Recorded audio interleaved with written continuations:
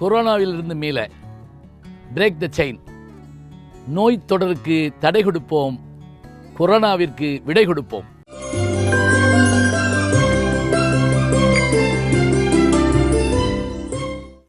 வணக்கம். இந்த கிளைக்கதைகள் பற்றி நிறைய ஆராய்ச்சி பண்ணியிருக்கிறாங்க. கிளைக்கதைகள்னா என்ன? கிளைன்னா இது மரம், அதனுடைய ஒரு பகுதி கிளை, ஒரு பிரிவுன்னு கூட வச்சுங்களேன். அந்த இடத்துல அந்த பாதை ஒரு கிளைப்பாதையாக பிரிந்து செல்கிறதுன்னு கூட சொல்லுவாங்க.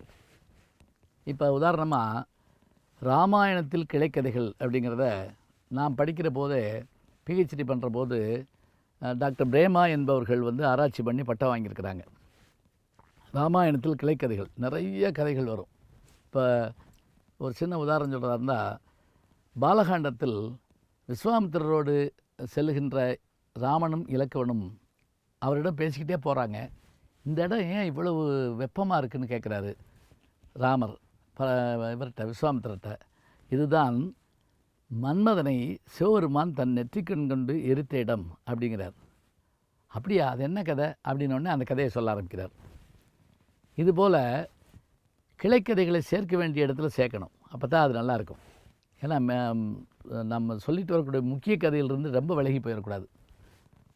இன்னும் அழகாக சொல்கிறதா இருந்தால், கம்பர் ராமாயணத்தை அரங்கேற்றம் செய்கிற போது அவர் ராமனை மனிதனாக படைத்து விட்டாரோ, கடவுளுடைய புகழை சொல்லவில்லையோ, நாராயண என்கிற மந்திரத்தை சொல்லவில்லையோன்னு ஒரு குறைபாடு இருந்ததான். அப்போ அவர் என்ன பண்ணார்னா, அதுக்காகவே சேர்த்த கதை அப்படின்னு சொல்கிறாங்க. ஆனால் இது ஆராய்ச்சியாளர்களுடைய கருத்து, வேறுபட்ட கருத்துக்கள் இருக்குது. எப்படி அப்படின்னு கேட்டால், ராவணன் சீதையை தூக்கிட்டு வச்சுக்கிட்டு விட மாட்டேங்கிறான். அவனுடைய தம்பிமார்களெல்லாம் அது தவறுங்கிறாங்க. கும்பகர்ணன் சொல்கிறான், பீஷ்ணன் சொல்கிறான், எல்லாருமே சொல்கிறாங்க. அப்போ அவன் சிரிக்கிறான். என்ன அளவுக்கு தவம் பண்ணவன் இந்த உலகத்தில் யார்? முக்கோடி வாழ்நாளும் முயன்றுடைய பெருந்தவம் உடையவன் நான். அப்படிப்பட்ட நான் ஏன் ஒரு சாதாரண மனுஷனுக்கும் குரங்குக்கும் பயப்படணும் அப்படின்னு சொல்லி கேட்ட உடனே, அப்போ விபீஷணன் எந்திரிச்சு, அப்படி சொல்ல வேண்டாம்னா, உங்களை காட்டிலும் தவமுடைய, உங்களை காட்டிலும் வலிமையுடையவர்கள் தான் உலகத்தில் இருந்திருக்காங்க உதாரணமாக அப்படின்னு ஒரு கதையை ஆரம்பிக்கிறார். அந்த கதை தான் இரணியகசிபனுடைய கதை.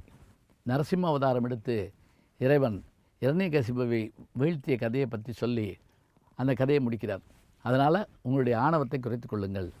பிரகலாதனுடைய கதை, இரணியகசிபனுடைய கதை ராமாயணத்தினுடைய கிளைக்கதையாக சொல்லப்படுகிறது. அதில் தான் ஓம் நமோ நாராயணங்கிற மந்திரம் அதில் சொல்லப்படுகின்ற விஷயம். அதேபோல் பாரதத்தை எடுத்து பார்த்திங்கன்னா, மகாபாரதம் முழுவதுமே கிளைக்கதைகள் தாங்க. கதைக்குள்ள கதையாக வரும். ஒரு சின்ன இடம் பற்றி உங்களுக்கு சொல்கிறேன். எல்லாவற்றையும் இழந்துட்டான் யார்? தர்மன், சூதாடி. காட்டுக்கு போக வேண்டிய சூழல் வந்துருச்சு. 12 ஆண்டுகள் காட்டில் இருக்கணும், ஒரு ஆண்டு அஞ்ஞானவாசம் மறைஞ்சிருக்கணும். இப்போ தம்பிமார் 4 பாஞ்சாலியோடும் காட்டுக்குள்ளே வர்றான். காட்டில் அங்கங்கே போய் கனிகள், காய்கறிகள் சேகரிக்கவும், அடுப்பெரிப்பதற்கு, விறகு பறிப்பதற்கும் அவங்கெல்லாம் போகிறாங்க. அப்போது ஒரு பாறை மேலே உட்கார்ந்து கண்ணீர் விடுறான். யார்? தர்மன். என்னுடைய பிழையின் காரணமாகத்தானே என்னுடைய சகோதரர்களும் என்னை நம்பி வந்த பெண்ணும் இப்படி கஷ்டப்படுறான். நான் இந்த மாதிரி தவறு செஞ்சிடக்கூடாது. நான் சூதாடினது எவ்வளோ பெரிய தவறு அப்படின்னு கண்ணீர் விடுறான். அந்த நேரத்தில் அந்த கதையை உருவாக்கிய வியாசர் தோன்றுகிறார். மகாபாரதத்தில் பல இடங்களில் அவர் தோன்றி பல முடிவுகள் சொல்லுவார். அப்போ அதே மாதிரி அவர் ஒரு விஷயம் சொல்கிறார் தர்மனை பார்த்து, தர்மா வருந்தாதே, உனக்கு முன்பாகவும் சில அரசர்கள் இருந்திருக்காங்க, அவங்களும் இந்த மாதிரி சூதாட்டம் பண்ணி நாட்டெல்லாம் இழந்திருக்காங்க. சொல்லிவிட்டு நான் சொல்கிற கதையை கேளு அப்படிங்கிறார்.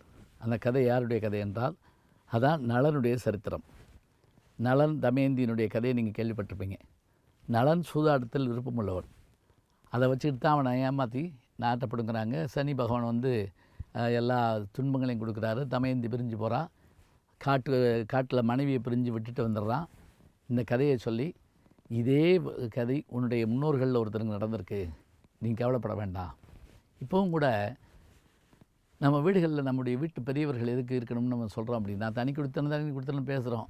எதற்காக இருக்கணும்னு சொன்னால், நம்ம வாழ்க்கையில் தோல்வியில் தோண்ட போதும், தோல்கிற போதும், நோயில் வருந்துகிற போதும், அல்லது ஏதேனும் வழக்குகளில் மாட்டிக்கொள்ளுகிற போதும், நம் வீட்டில் ஒரு வயது முதிர்ந்தவர் இருந்தால் அப்போது அதற்கு விடை சொல்வதற்கு என்ன சொல்வார்னா, ஒன்றும் கவலைப்படாதப்பா, உங்கள் தாத்தா காலத்தில் இது மாதிரி ஒன்று நடந்தது, இதே மாதிரி ஒரு நோய் வந்தது, இதே மாதிரி ஒரு வழக்கு வந்தது, இதே மாதிரி ஒரு பிரச்சனை வந்தது என்று சொல்லி நம்மை தேற்றுவார்கள்.